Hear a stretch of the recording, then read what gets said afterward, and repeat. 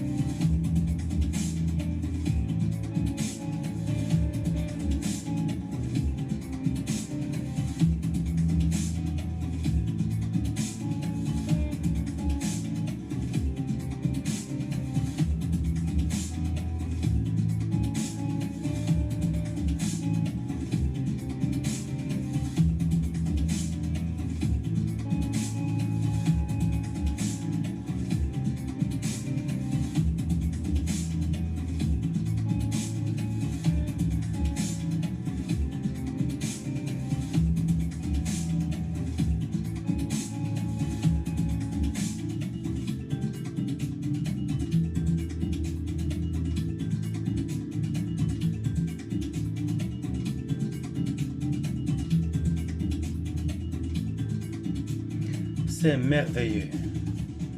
Ça, c'est Monsieur Chilombo, aussi connu sous le nom de Fachi par les intimes. Alors, c'est le président de la République démocratique du Congo qui fait des œuvres comme ça.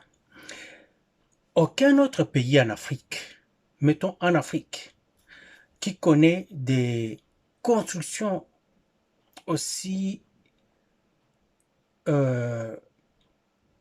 des nouveautés comme ça, des constructions toutes nouvelles et fraîches qui sortent et qui poussent comme des champignons.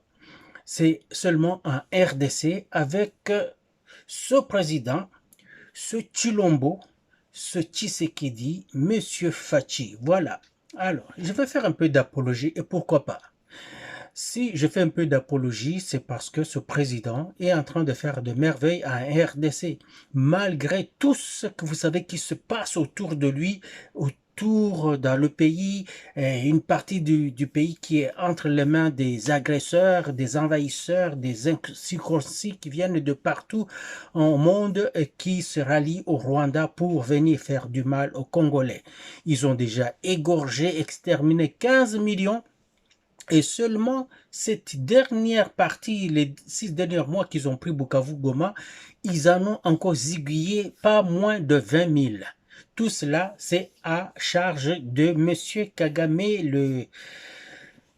je ne sais pas si je peux l'appeler l'échassier ou le colibri, comme vous voulez.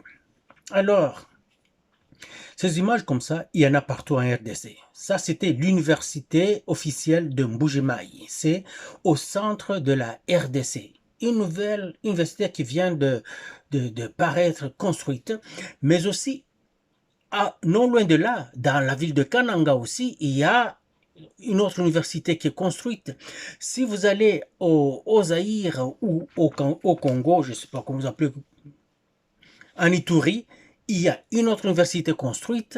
À Kinshasa, on a construit l'UPN, on a rénové, même, on peut même dire reconstruit parce qu'on a fait des choses qu'on n'avait jamais faites depuis que l'université de Kinshasa existe.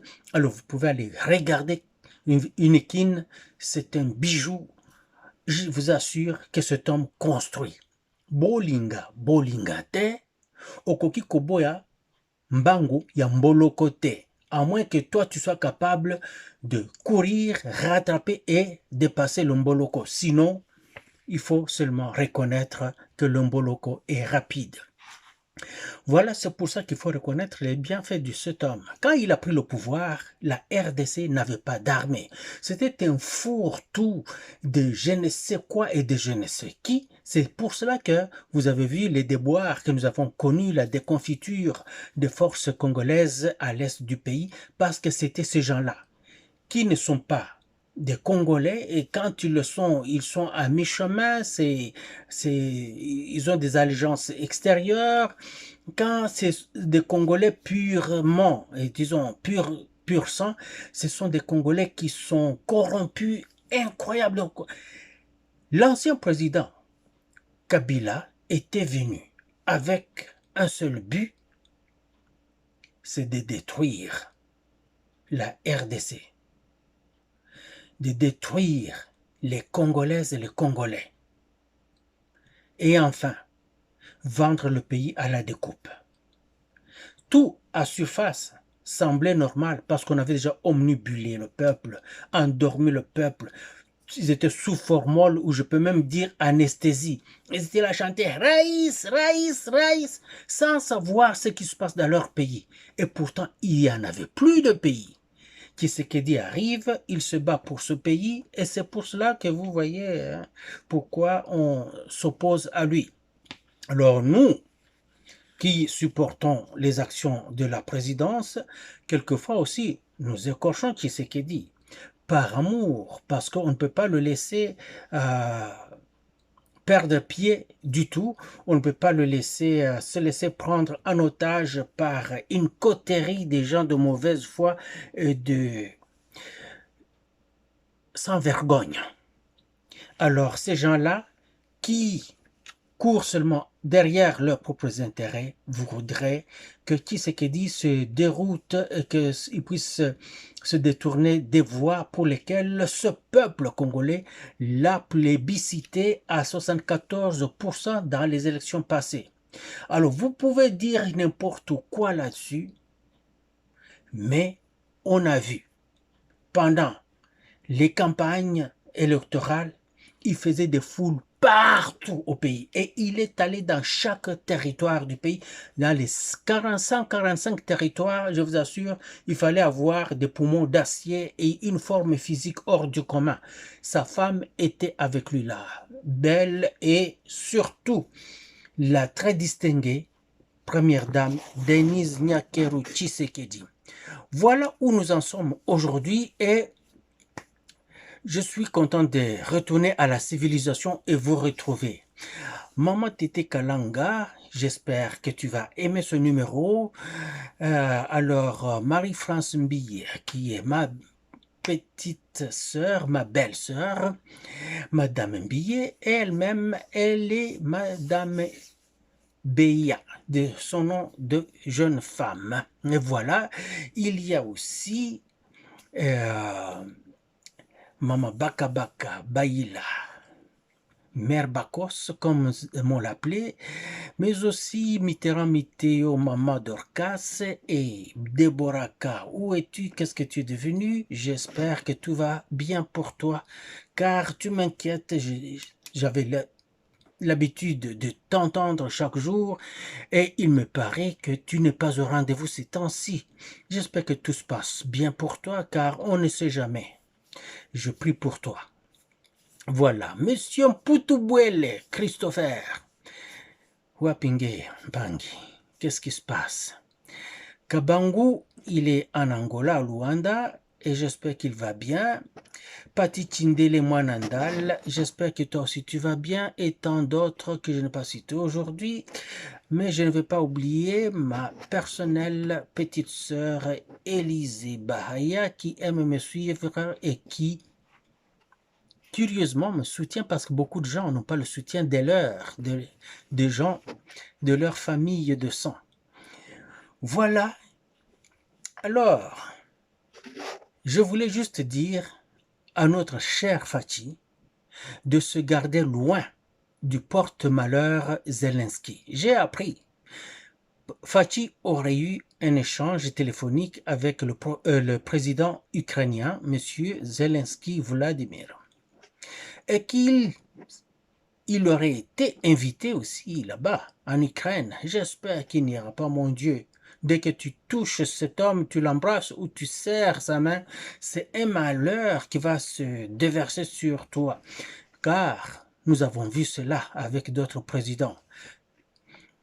Presque tous ceux qui sont allés chez lui ont fini par démissionner perdre les élections, perdre le pouvoir, être chassé ou carrément avoir un pouvoir qui est complètement chancelant et qui sont décriés dans leur propre pays comme euh, le très fameux Emmanuel Macron. Nous avons euh, Keir Starmer de l'Angleterre. Nous avons ce con qui est en train qui est le chancelier de l'Allemagne actuellement, ce nazi-là. Et nous avons tant d'autres. Zelensky est un porte-malheur et Tshisekedi devrait rester loin de lui. Nous allons y revenir tantôt. Et pendant ce temps, le Français Emmanuel Macron continue avec ses déboires. Son tout dernier Premier ministre, M. Le Cornu, vient de démissionner. Et c'était à peine 7 heures après qu'il ait annoncé son gouvernement. Et les mêmes causes pour lesquelles il a démissionné sont les causes pour lesquelles son prédécesseur, l'autre prédécesseur avait aussi démissionné, car ils amenaient au gouvernement les gens qui sont décriés par la société française et que l'on ne voudrait pas voir à la gestion de la chose publique. Alors, M. Le Cornu a démissionné malgré lui. Quiconque voulait que je dise pourquoi le juge militaire de la RDC n'a pas ordonné la saisie des biens de M. Kabila, à mon humble avis, les montants d'amende auxquels il a été condamné couvrent naturellement la valeur de ses biens. S'il ne paye pas en argent, l'État se fera payer en nature par la saisie de ses biens. Donc, d'une manière ou d'une autre, il n'y aura pas d'autre forme de procès. Alors, M. Kabila va finir par rendre au Congo ce qu'il a arraché au Congo illégalement. Et la guerre entre l'Occident et la Russie est en train de se conclure, prendre fin. Mais comment? C'est la Russie qui doit chercher des voies par lesquelles les USA, donc les États-Unis, vont s'en sortir avec honneur. Et tant pis pour les Européens et pour la pauvre Ukraine qui s'est fait coctifier. Ah, l'Ukraine! La haine a fini par avoir raison de l'Ukraine. La haine des Occidentaux, des Européens surtout, des pays baltiques, contre la Russie a fini par avoir raison de ces pays-là. Leurs économies à genoux, leurs armées à genoux, et pourtant l'économie de la Russie s'est fortifiée, son armée est maintenant la première puissance au monde. Quand je parle de l'armée, je parle de l'armée de terre, car l'armée de l'air, donc l'aviation, reste toujours l'américaine. Et aussi, quand nous parlons des forces navales, donc de la marine, c'est toujours la marine américaine qui tient le bout, mais taclée. Elle est taclée par les Chinois aussi. Et ça ne m'étonnerait pas que dans 1 an, 2 ans, maximum de 5 ans, la Chine puisse être la première puissance navale. Alors, imaginez-vous, la première puissance navale chinoise avec une population de 1,5 milliard, 1,5 milliard de Chinois. La première puissance informatique qui est l'Inde avec 1,5 milliard. On parle déjà de presque 1,6 milliard de citoyens indiens. La première puissance militaire et nucléaire, qui est la Russie, avec plus de 130 millions de citoyens. Oh! Vous ne voulez pas de cette alliance-là. Malheureusement, c'est ce qui se passe au désarroi, au grand désarroi des Américains et des Occidentaux en général. Voilà. Le ministre de la guerre des États-Unis, M. Pete Hegseth, qu'est-ce qu'il a fait? Il a dernièrement réuni tous les généraux et les amiraux des forces armées américaines, à peu près 800 généraux et amiraux, pour leur faire la morale de guerre. Et dans son adresse magistrale et très musclée, il a déclaré, entre autres, que ceux qui veulent la paix préparent la guerre. Mais il a dit aussi que soit tu protèges ton peuple et ta souveraineté, ou soit tu seras un subordonné et un esclave à quelqu'un d'autre. Donc, si tu ne protèges pas ton peuple et ta souveraineté, tu deviens un subordonné ou un esclave à quelqu'un d'autre. Ça me fait penser à notre pays, la RDC. Si nous ne protégeons pas les Congolaises et les Congolais et la souveraineté de notre pays, nous allons finir par devenir des subordonnés et des esclaves au petit Rwanda là. Peu importe la carrure de quelqu'un, c'est la personne qui est derrière qui définit la chose. Il y a une tribu au Congo qu'on appelle les Fuliru, qui sont des Banyamulenge, les Bavira, qui sont des Banyamulenge, les Babembe, qui sont des Banyamulenge aussi, les Rega, on peut aussi dire qu'ils sont des Mi-Banyamulenge, parce que c'est eux, les autochtones de l'endroit qu'on appelle Mulenge. Alors, si tu n'es pas Mubembe, tu n'es pas Muvira, tu n'es pas Mufuliru, tu n'es pas Murega et que tu t'appelles Munyamulenge, tu es un imposteur, tu ne l'es pas. Voilà, c'est mon opinion. Et je ne saurais pas voir un seul Congolais qui va venir me contredire là-dessus. Alors, il a dit, nous sommes bons à tuer du monde et à démolir des propriétés. Le président Tshisekedi aurait eu un entretien aussi avec, peut-être ça, je vais garder ça. Bon, ce n'est pas encore officiel, je le garde. Bon, la RDC est pas mal en difficulté et je ne pense pas que Fachi pourra prendre les risques non calculés d'aller à l'encontre de ce qu'il doit faire, car les Américains ont déjà montré leur couleur. Je le disais qu'ils étaient en train de nous rouler dans la farine, que ce sont des escrocs, des filous, je sais quoi, ce que je disais. Mais quand je parlais des Américains, c'était les officiels et non pas les citoyens américains. Donc, que nos confrères congolais qui sont américains aussi ne puissent pas maintenir rigueur, ils ne sont pas concernés. L'Ukraine a si maltraité les étudiants noirs qui s'y sont retrouvés au début de ce conflit avec la Russie.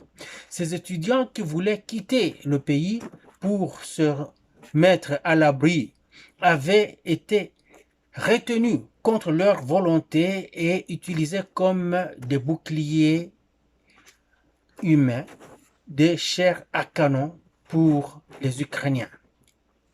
Ces étudiants s'étaient fait débarquer des bus ou des trains qui évacuaient d'autres personnes à la peau claire ou à la peau basanée.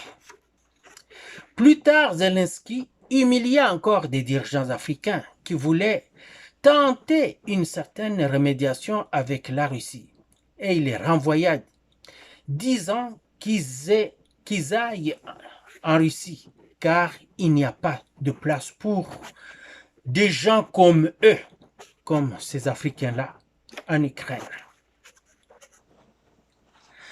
Dans ce cas de la RDC, les forces ukrainiennes même, de la MONUSCO, vous vous rappelez, étaient plutôt impliquées dans le trafic d'armes avec les Rwandais et de groupes armés qui ont semé mort et désolation en RDC. Les 15 millions de morts au Congo, les Ukrainiens sont acteurs directs dedans. Quand Bunagana tombe et que les temps qui vont suivre après, les armes ukrainiennes ont inondé la logistique des pays agresseurs jusqu'à ce jour même. Mais aussi, et surtout, les autres pays africains se gardent loin. Vraiment, les autres pays se gardent loin.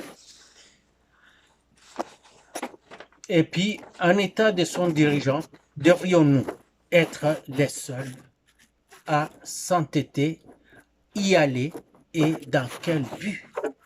Car les dirigeants africains ne veulent rien savoir de Zelensky. Alors, pourquoi nous, qui sommes plutôt victimes de ce Zelensky, victimes des Ukrainiens, nous devons chercher à aller en Ukraine? Qu'est-ce que nous allons gagner?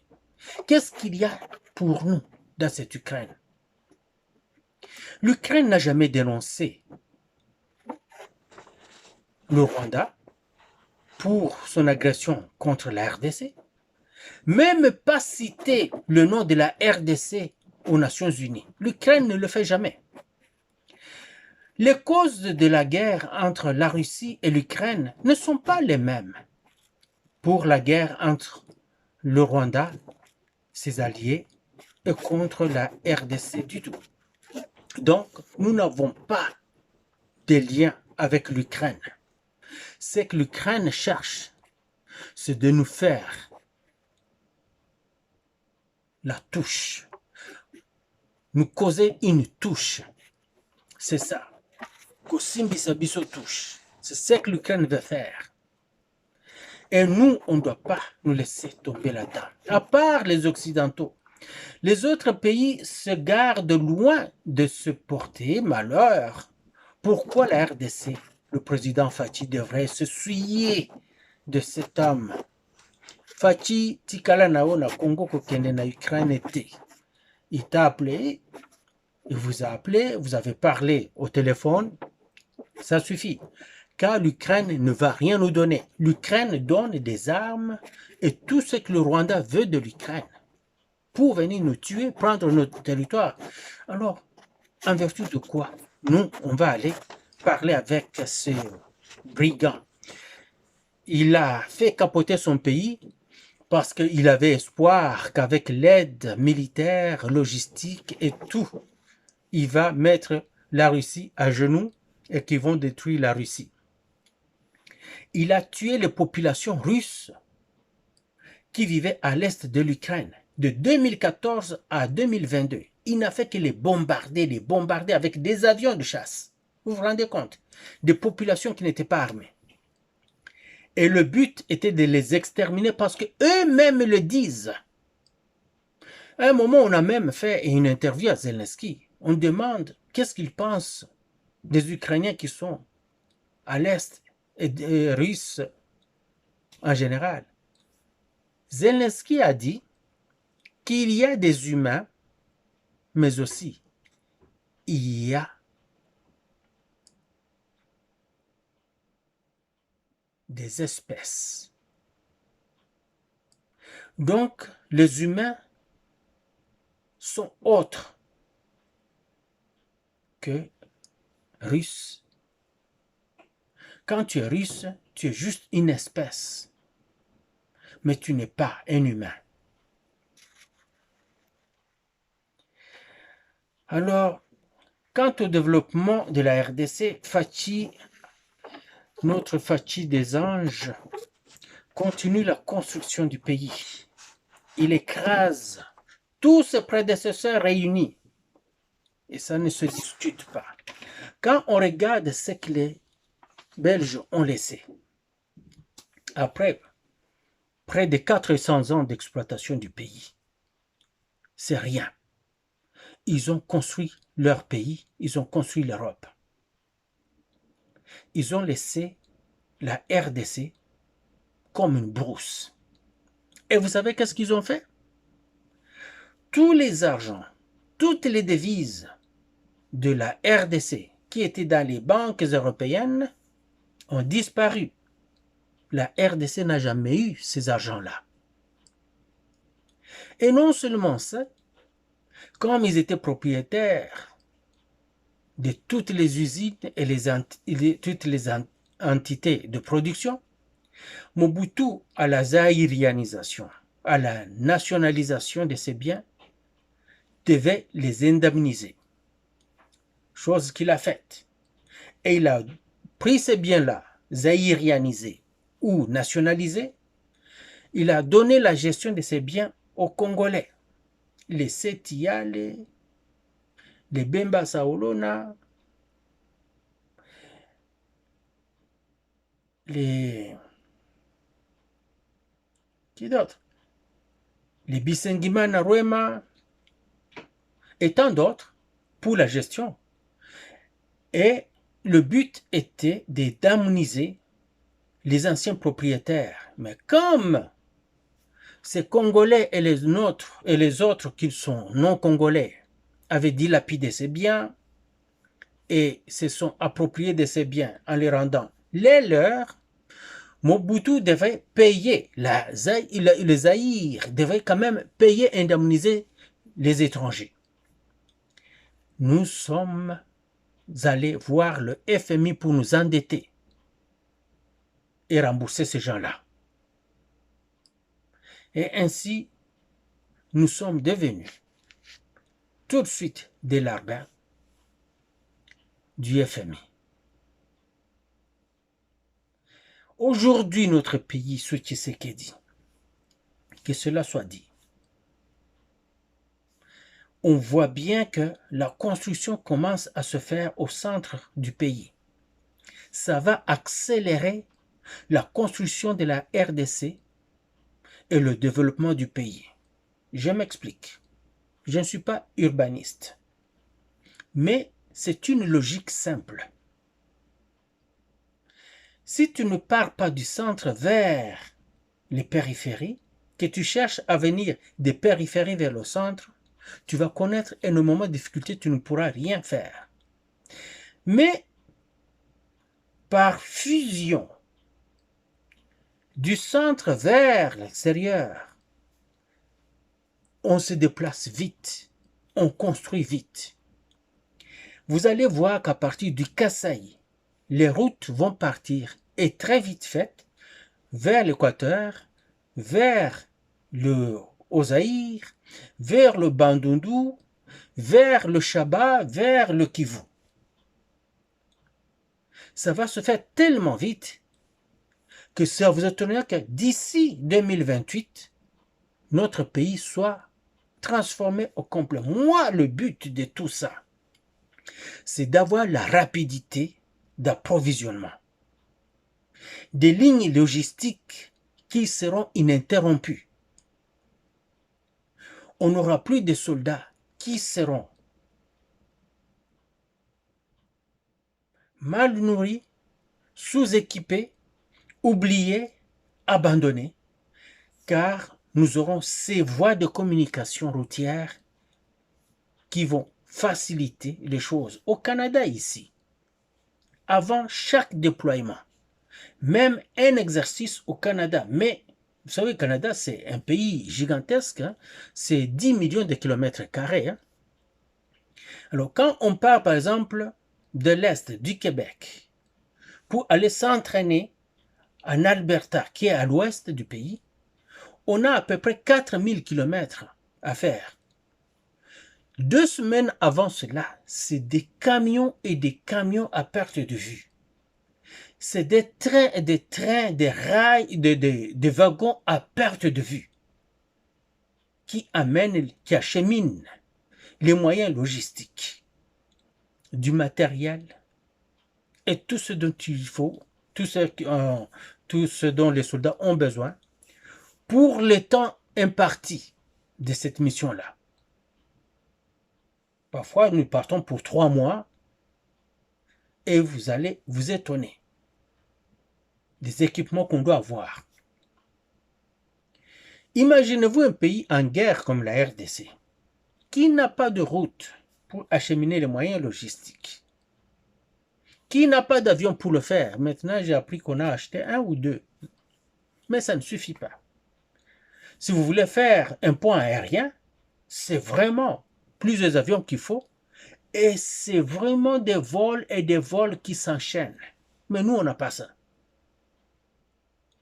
Quand le soldat demande un backup, un appui, quand il demande un appui, il donne les coordonnées de la zone de largage.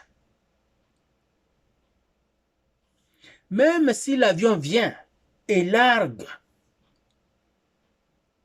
les approvisionnements à cette zone-là, dans ces coordonnées-là, ça prend encore plusieurs heures et quelquefois quelques jours aux troupes congolaises pour les atteindre. Or, nous n'ayant pas de moyens de communication ou d'intelligence satellitaire appropriés, nos ennemis en ont, car ça vient de leurs sponsors. Ils nous écoutent, ils précèdent pour aller prendre nos moyens logistiques et se renflouer eux, pendant que nous sommes à sec. Quand nos soldats appellent à l'aide,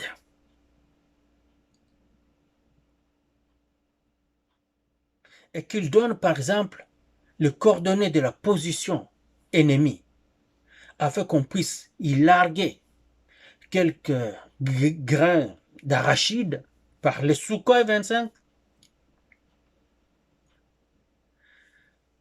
d'autant plus que nous n'avons pas de moyens sophistiqués de transmission, ce n'est pas bien encodé, les ennemis nous entendent, ils se déplacent et ils quittent la zone dangereuse. Quand les Sukhoi viennent pour larguer ce qu'ils doivent larguer sur les coordonnées données par nos forces, l'ennemi n'y est plus. Il est à l'abri. Il s'est couvert et nous avons gaspillé nos moyens de combat pour rien. Tout cela doit être étudié. La liaison. Si Mobutu avait les armées de Mobutu, si les armées de Mobutu avaient vraiment perdu la guerre, c'est parce qu'il n'y avait pas de liaison. Imaginez-vous les troupes qui étaient à Kenge, qui ne pouvaient pas communiquer avec les troupes qui sont en Djili. Les troupes qui sont en Djili ne peuvent pas communiquer avec la base de Kanchachi. Ça a chié. On devait envoyer des gens qui vont partir en jeep pour aller d'un endroit, d'une zone quelconque à une autre zone. Et c'était pénible. L'ennemi les surprenait, soit il se rendait à l'ennemi ou se sauvait. Nous ne voulons plus de toutes ces choses. On doit former des gens de logistique de combat. C'est un concept nouveau qui existe maintenant dans les armées de l'OTAN. Ceux qui font la logistique de combat, ce sont des éléments de logistique qui sont super bien entraînés, en forme de chiens, très bien entraînés au combat, comme presque des soldats d'infanterie.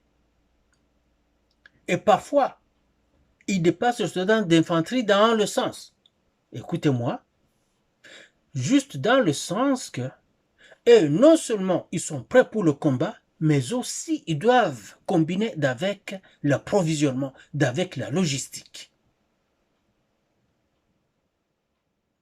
Mission double.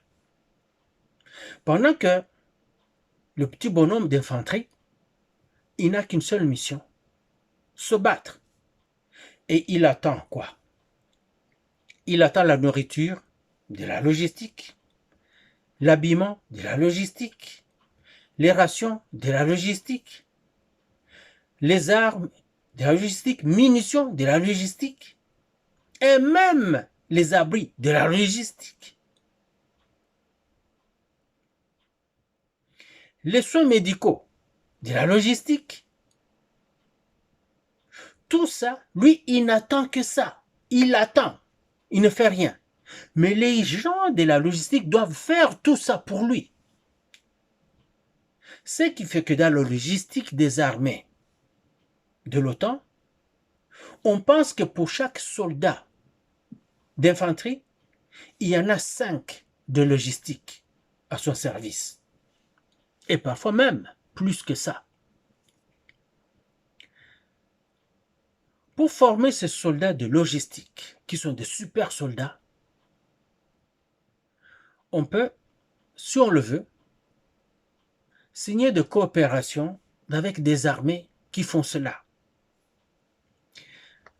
Mais aujourd'hui, quand bien même, moi, je suis retraité des armées de l'OTAN, il y a une seule armée aujourd'hui, au moment où on se parle, qui est la meilleure.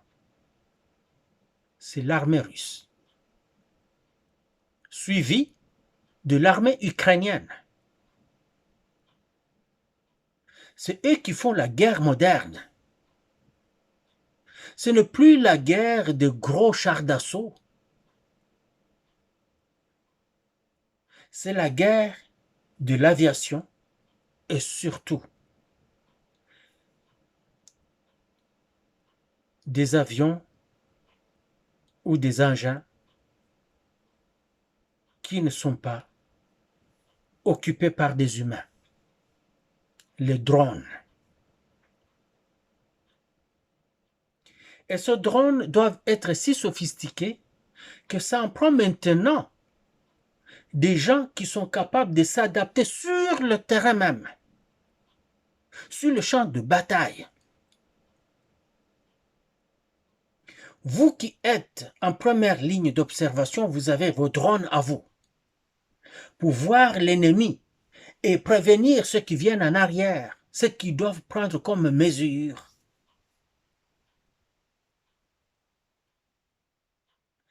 Et si vos drones sont neutralisés électroniquement par l'ennemi, vous devez être capable de capter le signal ennemi, le décoder, savoir comment l'ennemi a fait pour neutraliser le signal de vos drones.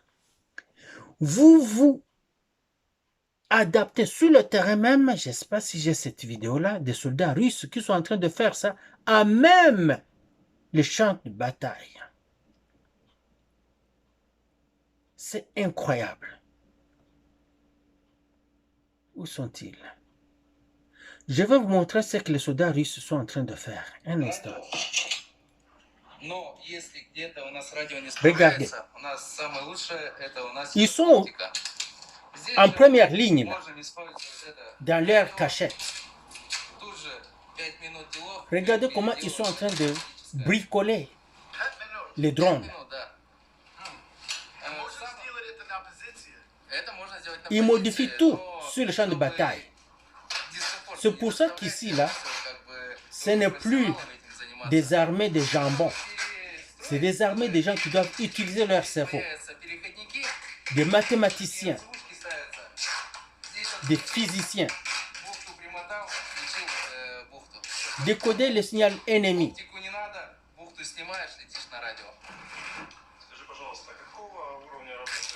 Préparer les engins. Les coder pour qu'ils ne puissent pas être encore neutralisés par l'ennemi et les renvoyer contre l'ennemi. Vous voyez? Vous voyez comment ils sont là avec des tapes, des papiers, des rubans collants, en train de sceller, de bricoler. C'est ça les batailles d'aujourd'hui. Ne vous attendez plus aux chars d'assaut, je ne sais pas, aux mortiers, non. C'est comme ça que ça se passe. C'est soldat contre soldat, drone contre drone. Vous voyez? Ils mettent des charges dessus. Et ils vont larguer ça. contre les soldats ukrainiens. Les soldats ukrainiens doivent trouver un moyen de les neutraliser électroniquement, les faire atterrir, les prendre, les modifier à leur guise et les renvoyer en contre-attaque contre les Russes. Vous voyez?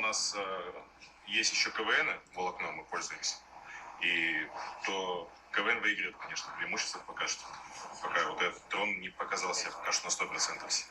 А так это все-таки волокно, и им также можно работать, и также убивать. C'est ça la guerre moderne. И также встречается рэп на обычных радиотках.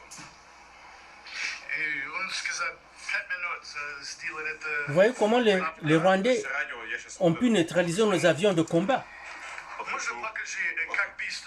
C'est ça que nous devons faire. Nos jeunes étudiants en physique, en mathématiques, il faut aller les prendre, donner des bonus. Est-ce que vous savez qu'au Canada, on donne des bonus juste pour recruter les gens qui ont certaines spécialités dont on a besoin dans l'armée? 15 000, 20 000, 30 000 $. Tu n'es même pas encore soldat canadien. On te donne ça pour te soudoyer, pour que tu viennes dans l'armée. Parce que on a besoin de tes connaissances en mathématiques, de tes connaissances en physique ou en chimie. Parce que nous avons des laboratoires militaires.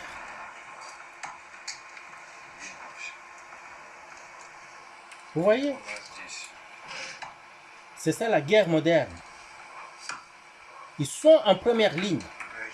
Ils fabriquent des petites affaires comme ça. Ils envoient ça à leurs amis qui sont au front, au contact avec l'ennemi. Ceux-là qui sont en train de se tirer directement dessus avec l'ennemi.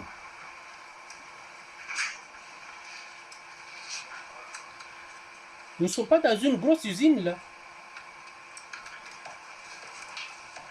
Vous voulez apprendre, vous voulez former des soldats, voici où vous devez les envoyer pour aller apprendre. Ils n'ont pas besoin de faire la guerre pour les Russes sont compétents et ils sont en train de bien s'en sortir. Ils sont en train de se battre contre l'Occident au complet avec leurs alliés. Donc vous envoyez nos soldats apprendre au bon endroit. Pas les envoyer chez les Français, les Canadiens, les Américains. Non, c'est une perte de temps et d'énergie et de l'argent. Quelqu'un m'a dit de parler de mercenaires, de parler de Constellis ou Blackwater. Je ne sais pas ce qu'il voudrait que je dise de ça, mais ce que je vais dire ceci. Ce sont des soldats de fortune. Un soldat de fortune ne vient pas faire votre guerre du tout. Un soldat de fortune, qu'est-ce qu'il vient faire? C'est vous apporter l'appui dont vous avez besoin. C'est vous qui vous battez. Ce sont des Congolais qui vont se battre. Quand vous libérez un territoire, et ils viennent sécuriser le point fort de ce territoire. Si c'est une mine, c'est eux qui viennent sécuriser cette mine-là. Et vous continuez les batailles, vous avancez au combat. Ne pensez pas qu'il y a un mercenaire que celui qui va se battre. Non, ça n'existe pas parce que ce mercenaire-là n'a pas la fibre congolaise. Il n'a pas la compassion pour les Congolais. Il ne les aime pas, il ne les connaît pas. Il ne peut pas mourir pour eux. Il va plutôt mourir pour sa famille et son pays d'origine. Or, son pays d'origine, ce n'est pas la RDC. Donc, quand ça va chier, il va faire comme les Roumains. S'il n'est pas déjà dans le coup avec l'ennemi. Alors, n'attendez pas grand-chose de Blackwater. Ce qu'ils sont allés faire en Ukraine, c'est différent de ce qu'ils viennent faire au Congo. Les Américains avaient leurs troupes, l'armée américaine déployée là-bas, pour des intérêts qui étaient déjà entre leurs mains. Nous, ils sont en train de nous rouler. Ils n'ont pas besoin de nous parce que les minéraux dont ils ont besoin, les Rwandais le leur amènent. Le leur apportent ça. Ils volent chez nous, ils apportent ça aux Américains. Ils n'ont pas vraiment besoin de nous. Quand ils viennent, c'est parce qu'ils veulent venir prendre et s'asseoir. Mais ils ne le feront pas au risque de leur vie. C'est pour cela que on doit être très wise, très intelligent à utiliser ces gens-là.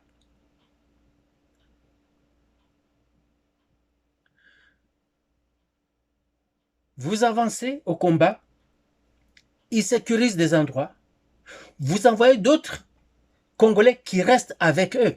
Mais eux, ils ne vont pas vouloir se mélanger parce que nous n'avons pas la même doctrine. D'abord, ce ne sont pas des militaires réguliers des armées américaines. Ce sont des retraités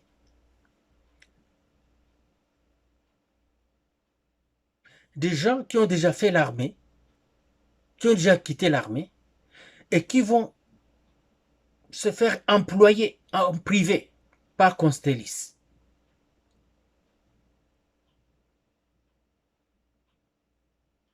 Ils viennent pour faire l'argent et retourner chez eux en famille, pas pour mourir chez nous. Rappelez-vous que les Américains avaient juré qu'ils ne pourront plus jamais déployer leurs forces au combat en Afrique quand ils ont mangé une gifle en Somalie. Les Somaliens, c'était quoi? C'était des paysans. C'était des Wazalendo somaliens qui ont infligé une raclée aux Américains. Ils étaient conduits par leur général Haïdid. Ça, c'est début des années 90. Alors, on n'attendait rien de ces gens-là. Ils ne vont rien faire. Vous serez déçus. C'est pour cela que les Congolais doivent se battre avec hargne. Car ces gens-là de Constellis, les Blackwater, pourraient être neutres ou penchés du côté ennemi. Je ne dis pas que c'est ça qu'ils vont être. Moi, je vous avertis seulement. Pensez-y, étudiez et comprenez ce qui se passe. Nous sommes mal pris. Je comprends pourquoi notre Fachi agit comme ça. Parce que nous sommes mal pris. Il a une armée dont les officiers supérieurs sont à ceux des ennemis. Il a des citoyens dont les membres du Parlement ou du Sénat sont avec l'ennemi. Il a un pays dont les membres des institutions administratives sont avec l'ennemi. Dont les églises, les membres des églises, en l'occurrence leurs dirigeants, sont avec l'ennemi. Les services de défense et de sécurité sont infiltrés. Alors, ils cherchent par tous les moyens comment faire cette guerre et la gagner. Ce que nous devons faire, et nous n'avons pas d'autre choix que de le faire, c'est de lui serrer le coude et avancer en ordre de bataille contre nos ennemis avec notre Fachi. Hurrah!